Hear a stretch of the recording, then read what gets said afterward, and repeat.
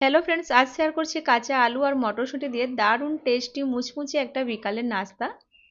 এই কনকনে শীতের সন্ধ্যায় গরম গরম চা সঙ্গে মুড়ি আর এই নাস্তা থাকলে মনটা কিন্তু অনেকটাই ভালো হয়ে যায়। আশা করছি আজকের রেসিপি আপনাদের সবাইকে ভালো লাগবে। ভিডিওটি শেষ পর্যন্ত দেখার অনুরোধ রইল, আর ভালো লাগলে লাইক শেয়ার কমেন্ট অবশ্যই করে যাবেন। আমি এখানে দুটো মিডিয়াম সাইজের আলুকে টুকরো করে কেটে সেদ্ধ বসিয়ে দিয়েছি, সঙ্গে কিছু মটরশুঁটি অ্যাড করেছি। মটরশুঁটির পরিমাণ কম বেশি করা যাবে।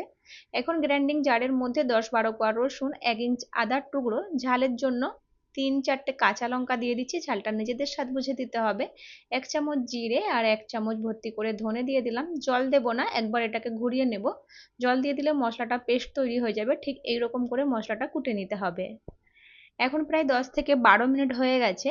আলু মটরটা সেদ্ধ বসিয়েছিলাম, ঢাকনাটা সরিয়ে একটু চেক করে নিচ্ছি।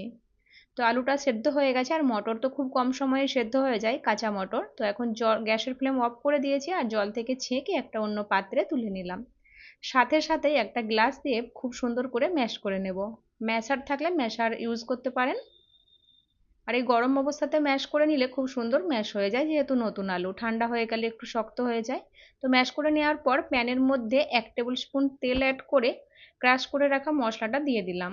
গ্যাসের ফ্লেম মিডিয়াম রাখবো, আর হালকা একটু নাড়িয়ে চাড়িয়ে নেব। খুব বেশিক্ষণ ধরে ভাজার দরকার নেই, জাস্ট কাঁচা গন্ধটা বেরিয়ে যাওয়া পর্যন্ত ভেজে নিতে হবে। তারপর কালারের জন্য অল্প একটু হলুদ গুঁড়ো আর স্বাদ মতো নুন দিলাম। যেই পরিমাণে আলু মটর ব্যবহার করেছি সেই অনুপাতে আমি নুনটা দিয়ে মিশিয়ে নেওয়ার পর ম্যাশ করে রাখা আলু মটরটা দিয়ে দিলাম।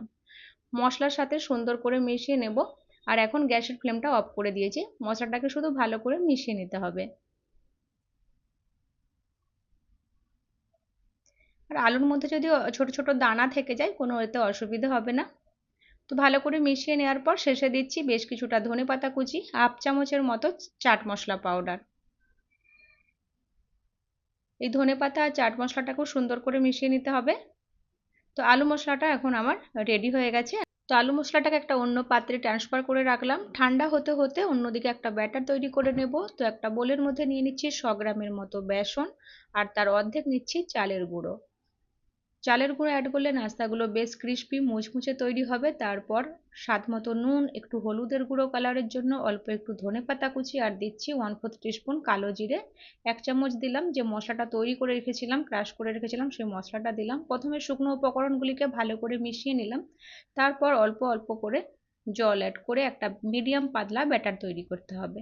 আর একসাথে খুব বেশি জল অ্যাড করা যাবে না, তাহলে ব্যাটার পাতলাও হয়ে যেতে পারে, আবার বেসনের মধ্যে ল্যামও তৈরি হতে পারে। তো একটু করে জল দেবো, আর এইভাবে সুন্দর করে মিশিয়ে নেব। আর শুধু খেয়াল রাখতে হবে ব্যাটারটা যেন বেশি পাতলাও না হয়, আর ব্যাটারটা যেন বেশি ঘনও না হয়। তো ব্যাটারটা তৈরি হওয়ার পর খুব সুন্দর করে 5 মিনিট একটু ফেটিয়ে নিতে হবে। তো ব্যাটারটা এরকম রেডি করে নিয়েছি। ঘনত্বটা দেখতে পাচ্ছেন, ঠিক এইরকম মিডিয়াম পাতলা।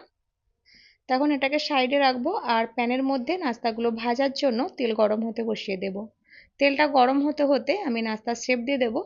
তো যে আলু মশলাটা তৈরি করেছিলাম, কিছুটা মিশ্রণ হাতের মধ্যে নিয়ে চেপে চেপে গোল করব, তারপরে অন্য হাতের মধ্যে রেখে চাপ দিয়ে এরকম চাপটা করে একটা শেপ দিয়ে নিচ্ছি।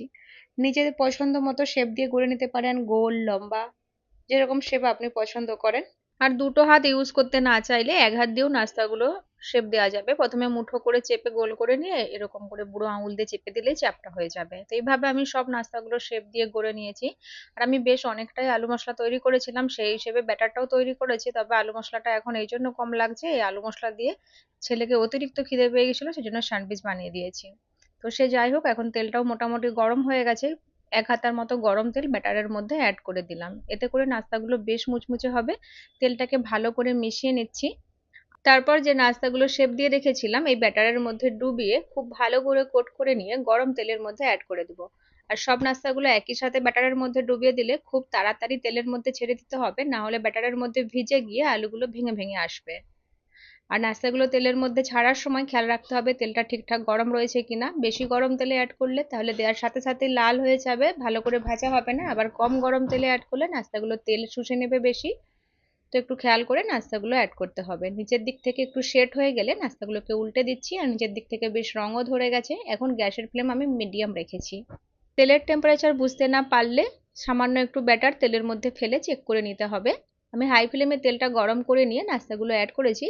দুই পাশে যখন এরকম সেট হয়ে গেছে আমি মিডিয়াম ফ্লেম করে দিয়ে একটু সময় নিয়ে লালচে রং ধরিয়ে ভেজে নিয়েছি। তো এখন সুন্দর ভাজা হয়ে গেছে, আমি তেল থেকে তুলে একটা ছাঁকনির মধ্যে রাখছি আর কিছুক্ষণ ছাঁকনির মধ্যে রাখবো যাতে এক্সট্রা তেলটা বেরিয়ে যেতে পারে। তো এইভাবে করে আমি সব নাস্তাগুলো ভেজে নিয়েছি। নাস্তাগুলো বেশ ক্রিস্পি মুচমুচে তৈরি হয়েছে। সন্ধ্যার সময় গরম গরম চা, মুড়ি বা এমনিও খাওয়া যাবে, সস বা চাটনির সাথেও পরিবেশন করতে পারেন। আশা করছি আজকের রেসিপি একটু হলেও ভালো লেগেছে। যদি কোথাও একটু ভালো লেগে থাকে ভিডিওটিকে লাইক, শেয়ার আর কমেন্ট করতে ভুলবেন না। চ্যানেলে নতুন হয়ে থাকলে চ্যানেলটিকে সাবস্ক্রাইব করে রাখবেন এরকমই নতুন নতুন রেসিপি পাওয়ার জন্য। তো সবাই ভালো থাকবেন, সুস্থ থাকবেন। ধন্যবাদ।